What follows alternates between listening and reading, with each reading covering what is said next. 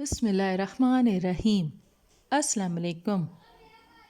اللہ تعالیٰ نے حضرت یعقوب علیہ السلام کو حسن و جمال کے پیکر، صبر و ثبات کے مجسمے اور عفو و درگزر کے عظیم علم بردار بیٹے حضرت یوسف علیہ السلام عطا فرمائے اور انہیں منصب نبوت سے سرفراز کیا۔ اللہ تعالیٰ نے آپ کی شان میں قرآن مجید کی ایک پوری سورت نازل فرمائی ہے تاکہ لوگ اس پر غور کریں اور اس میں جو حکمتیں، نصیحتیں، آداب اور مسائل ہیں انہیں سمجھیں۔ ارشاد ربانی ہے سورہ یوسف۔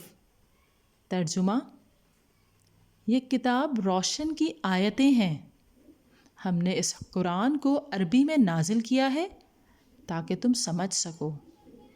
اے پیغمبر، ہم اس قرآن کے ذریعے سے جو ہم نے تمہاری طرف بھیجا ہے تمہیں ایک نہایت اچھا قصہ سناتے ہیں اور تم اس سے پہلے بے خبر تھے۔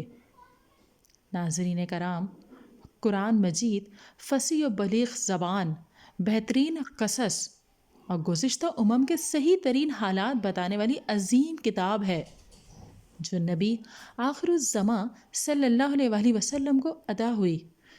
اس مقام پر اللہ تعالیٰ نے اپنی عظیم کتاب کی تعریف فرمائی ہے کہ جو اس نے اپنے معزز بندے اور رسول پر فصیح عربی زبان میں نازل فرمائی، اور جو اتنی واضح اور سلیس ہے کہ ہر پاک باز، ذہین اور عقل مند آدمی اسے سمجھ سکتا ہے۔ وہ آسمان سے نازل ہونے والی سب سے مقدس کتاب ہے جو بڑی فصیح زبان اور واضح بیان کے ساتھ مقدس ترین فرشتے کے ذریعے سے مقدس ترین انسان پر، مقدس ترین مقام پر اور مقدس ترین وقت میں نازل ہوئی۔ اگر گزشتہ اور آئندہ زمانے کے واقعات ہوں تو قرآن پاک انہیں بہترین اور واضح ترین انداز سے بیان کرتا ہے۔ مختلف معاملات میں صحیح بات بیان کرتا ہے اور غلط بات کی تردید کر کے اسے غلط ثابت کر دیتا ہے۔ اگر اوامر و نواہی کے مسائل ہوں تو قرآن پاک کا پیش کردہ قانون ساز سب سے زیادہ مبنی بر انصاف اور واضح اصول پر مشتمل ہوتا ہے، جیسا کہ ارشاد ربانی ہے سورہ انعام۔ ترجمہ: تیرے رب کے فرمان سچائی اور انصاف میں کامل اور مکمل ہیں، یعنی واقعات کے بیان میں کامل ترین حقیقت اور اوامر و نواہی میں کامل ترین انصاف کا مظہر ہے۔ اس کی وضاحت اللہ تعالیٰ کے اس فرمان سے ہوتی ہے۔ سورہ یوسف۔ ترجمہ: اے پیغمبر، ہم اس قرآن کے ذریعے سے جو ہم نے تمہاری طرف بھیجا ہے تمہیں ایک نہایت اچھا قصہ سناتے ہیں اور تم اس سے پہلے بے خبر تھے۔ یعنی آپ کو وحی کے ذریعے سے جو کچھ بتایا گیا ہے آپ اس سے پہلے اس سے بے خبر تھے، جیسا کہ دوسرے مقام پر ارشاد ربانی ہے سورہ شورى۔ ترجمہ: اور اسی طرح ہم نے اپنے حکم سے تمہاری طرف وحی بھیجی، تم نہ تو کتاب کو جانتے تھے اور نہ ایمان کو، لیکن ہم نے اس کو نور بنایا ہے کہ اس سے ہم اپنے بندوں میں سے جس کو چاہتے ہیں ہدایت کرتے ہیں، اور بے شک اے محمد صلی اللہ علیہ وآلہ وسلم آپ سیدھے راستے کی طرف رہنمائی کرتے ہیں، یعنی اللہ کا راستہ جو آسمانوں اور زمین کی سب چیزوں کا مالک ہے۔ دیکھو، سب کام اللہ ہی کی طرف لوٹیں گے اور وہی ان میں فیصلہ کرے گا۔ مزید فرمایا سورہ طٰہٰ۔ ترجمہ: اسی طرح ہم تم سے وہ حالات بیان کرتے ہیں جو گزر چکے ہیں، اور ہم نے تمہیں اپنے پاس سے نصیحت کی کتاب عطا فرمائی ہے۔ جو شخص اس سے منہ پھیرے گا وہ آخرت کے دن گناہ کا بوجھ اٹھائے گا، اور ایسے لوگ ہمیشہ اس عذاب میں مبتلا رہیں گے، اور یہ بوجھ آخرت کے دن ان کے لیے برا ہے۔ یعنی جو شخص اس قرآن سے اعراض کر کے دوسری کتابوں کی پیروی کرے گا اسے یہ سزا ملے گی۔ حضرت جابر رضی اللہ تعالیٰ عنہ سے روایت ہے کہ حضرت عمر رضی اللہ تعالیٰ عنہ کو اہل کتاب کے کسی آدمی سے ایک کتاب مل گئی۔ وہ اسے لے کر رسول اللہ صلی اللہ علیہ وسلم کی خدمت میں حاضر ہوئے اور پڑھ پڑھ کر نبی اکرم صلی اللہ علیہ وسلم کو سنانے لگے۔ نبی اکرم صلی اللہ علیہ وسلم جلال میں آ گئے اور فرمایا،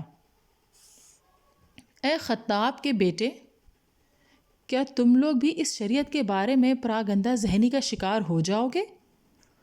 قسم ہے اس ذات کی جس کے ہاتھ میں میری جان ہے، میں تمہارے پاس صاف ستھری روشن شریعت لے کر آیا ہوں۔ ان اہل کتاب سے کوئی چیز نہ پوچھو، ورنہ اس کا نتیجہ یہ ہوگا کہ وہ تمہیں صحیح بات بتائیں گے، تم اسے تسلیم نہ کرو گے، یا وہ تمہیں غلط بات بتائیں گے اور تم اسے تسلیم کر لو گے۔ قسم ہے اس ذات کے جس کے ہاتھ میں میری جان ہے، اگر موسیٰ علیہ السلام زندہ ہوتے تو میرا اتباع کیے بغیر انہیں بھی چارہ نہ ہوتا۔ اس کے بعد آپ کے حکم سے اس تحریر کا ایک ایک حرف مٹا دیا گیا۔ سورہ یوسف کی ابتدا میں حضرت یوسف علیہ السلام کے ایک خواب کا تذکرہ ہے جس کی تعبیر بہت عظیم اور شاندار ثابت ہوتی ہے۔ ارشاد ربانی ہے، سورہ یوسف، ترجمہ: جب یوسف علیہ السلام نے اپنے والد سے کہا کہ ابا جان، میں نے خواب میں 11 ستاروں اور سورج اور چاند کو دیکھا ہے، دیکھتا کیا ہوں کہ وہ مجھے سجدہ کر رہے ہیں۔ انہوں نے کہا کہ بیٹا، اپنے خواب کا ذکر اپنے بھائیوں سے نہ کرنا، نہیں تو وہ تمہارے حق میں کوئی فریب کی چال چلیں گے۔ کچھ شک نہیں کہ شیطان انسان کا کھلا دشمن ہے، اور اسی طرح اللہ تمہیں برگزیدہ اور ممتاز کرے گا اور خواب کی باتوں کی تعبیر کا علم سکھائے گا، اور جس طرح اس نے اپنی نعمت پہلے تمہارے دادا پر دادا ابراہیم علیہ السلام اور اسحاق علیہ السلام پر پوری کی تھی، اسی طرح تم پر اور اولاد یعقوب پر پوری کرے گا۔ بے شک تمہارا پروردگار سب کچھ جاننے والا اور حکمت والا ہے۔